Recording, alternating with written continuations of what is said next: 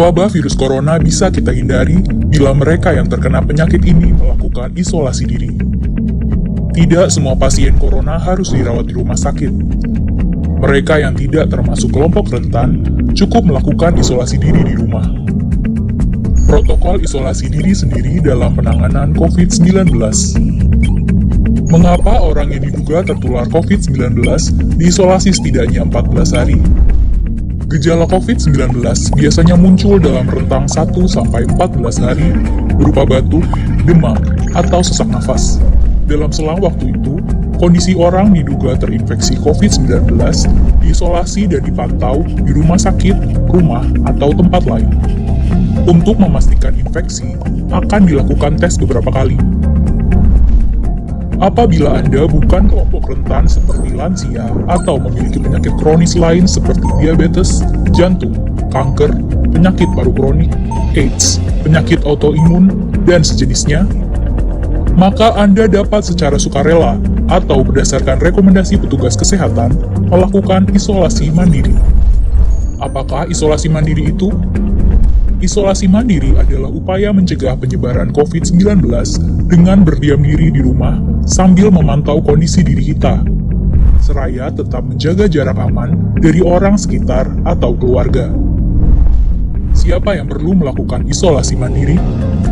Siapapun yang memiliki gejala sakit seperti demam, batuk atau pilek, nyeri tenggorokan, atau gejala penyakit pernafasan lainnya, atau termasuk dalam kelompok orang dalam pemantauan atau ODP, yaitu orang yang pernah berkontak erat dengan pasien positif COVID-19 dan atau orang dengan riwayat perjalanan dari negara atau transmisi lokal COVID-19.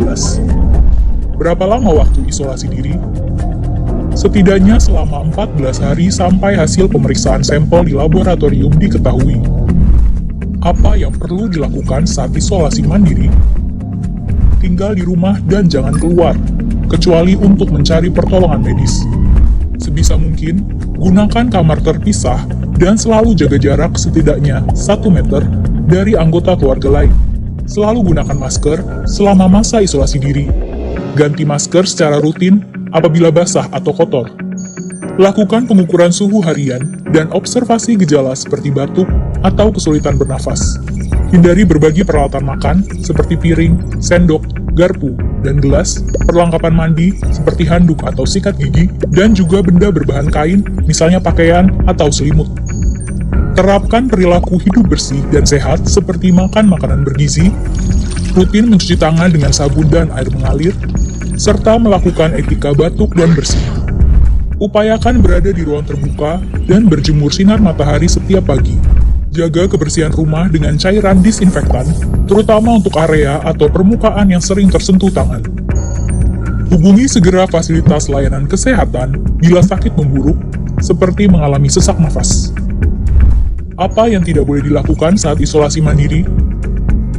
Tidak boleh keluar rumah, termasuk untuk bekerja, apalagi ke ruang publik. Bila sangat terpaksa harus keluar, gunakan masker dan hindari transportasi publik atau tempat ramai. Tidak boleh berbagi alat makan, mandi, dan pakaian bersama anggota keluarga lainnya. Cuci peralatan makan dan pakaian secara mandiri, terpisah dari anggota keluarga lain. Bila harus berbagi kamar mandi atau mesin cuci pakaian, maka bersihkan dengan disinfektan setelah dipakai. Bagaimana menjaga pertahanan tubuh selama masa isolasi mandiri? Tetap terapkan pola hidup sehat, antara lain dengan makan makanan bergizi seimbang, perbanyak buah dan sayur, istirahat yang cukup, lakukan olahraga ringan, dan hindari merokok atau minum alkohol. Isolasi mandiri bukanlah sesuatu yang sulit, namun membutuhkan komitmen baik dari diri sendiri maupun keluarga dan orang terdekat.